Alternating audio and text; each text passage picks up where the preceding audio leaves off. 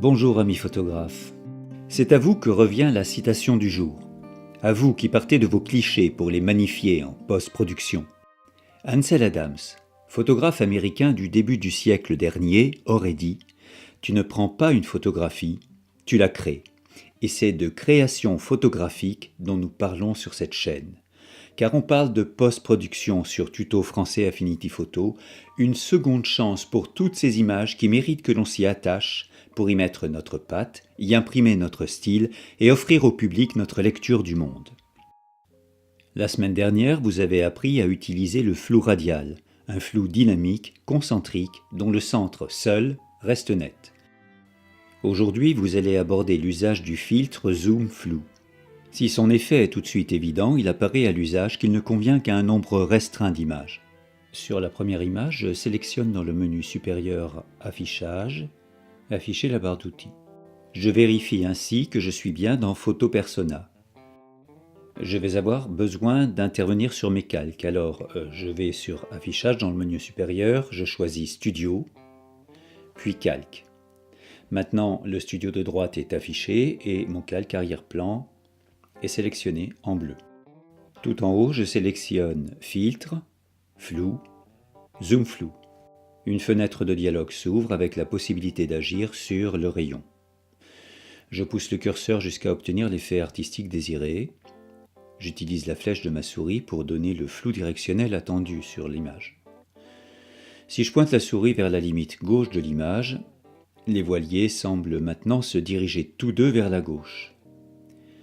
Les auteurs d'Affinity Photo parlent de zoom flou du fait de l'impression de déplacement. Le flou directionnel peut être également donné depuis un point situé en dehors de l'image. N'allez pas non plus trop loin car vous risquez de désactiver le studio de droite, là où il y a les calques, et donc votre calque, votre arrière-plan ne sera plus fonctionnel. Je pointe ma souris le plus à droite possible de l'image de façon à respecter la ligne d'horizon. Maintenant que vous avez compris le principe de filtre flou, passons aux travaux pratiques. Sur cette nouvelle image, vous voyez un tunnel, dont les éclairages apportent une couleur dorée, mystérieuse, intéressante. J'applique d'abord le filtre zoom flou en passant par filtre, flou, zoom flou. Je pousse le curseur rayon et j'oriente le mouvement vers la base du tunnel. Toutefois, que faire si je veux garder uniquement les voûtes en zoom flou? Si je veux que le sol qui conduit à la sortie redevienne net? J'annule donc l'opération en appuyant sur « Annuler ». La fenêtre de dialogue se ferme. Et puis maintenant, je vais aller sur mon arrière-plan et je vais le dupliquer. Je le renomme « Copie non floutée ». J'applique ensuite un masque de calque, le petit carré blanc avec un cercle noir au centre qui apparaît sous « Copie non floutée ». Dans le menu supérieur, je sélectionne « Affichage », Studio, Couleur. Je choisis ensuite « Affichage », Afficher les outils. Je sélectionne l'outil pinceau.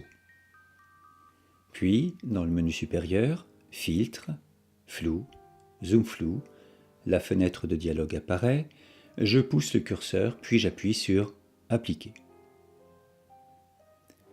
Maintenant je sélectionne Masque. Je sélectionne Couleur, je choisis le cercle noir qui me permettra de déflouter mon image. A l'inverse, si je fais une erreur, si je veux reflouter l'image, il me suffit de choisir dans Couleur la pastille blanche. Maintenant, je voudrais rendre le chemin de fer désaffecté encore plus étrange. Je vais aller chercher dans ma bibliothèque de collage et je vais y ajouter une trapéziste. Trapéziste à laquelle je donnerai un aspect fantomatique. Pour ceux d'entre vous qui auraient oublié comment on sélectionne, comment on construit des collages et comment on les modifie au sein d'une image, je vous renvoie aux vidéos 18 et 19. Bien, c'est tout pour cette semaine. J'espère que cette vidéo vous aura donné de nouvelles idées dans l'utilisation du filtre Zoom Flou. Juste un mot avant de nous quitter pour vous dire que nous créons une nouvelle chaîne dédiée à l'encadrement. Nous avons tous de très belles photos qui dorment dans nos disques durs et dans nos téléphones, et le travail de l'artisan d'art n'est pas à remettre en cause. C'est un travail qui a un juste coût et il m'est arrivé plus d'une fois de ne pas faire encadrer une image pour cette raison.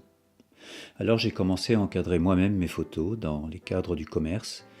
Seulement ces cadres ne correspondent pas toujours au format de mes images, notamment pour les paysages. Nous avons donc décidé de créer avec Isabelle une nouvelle chaîne où nous reprenons les bases de l'encadrement. Aussi, si cette idée vous intéresse et que vous n'avez encore jamais osé vous y mettre, retrouvez-nous sur la chaîne Scrap Framing.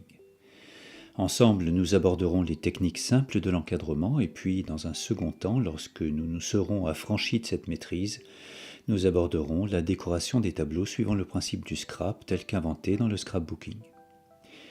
Il me reste à vous souhaiter une bonne fin de journée, amis photographes, et à bientôt sur Tuto Français Affinity Photo. Bienvenue également sur Scrap Framing.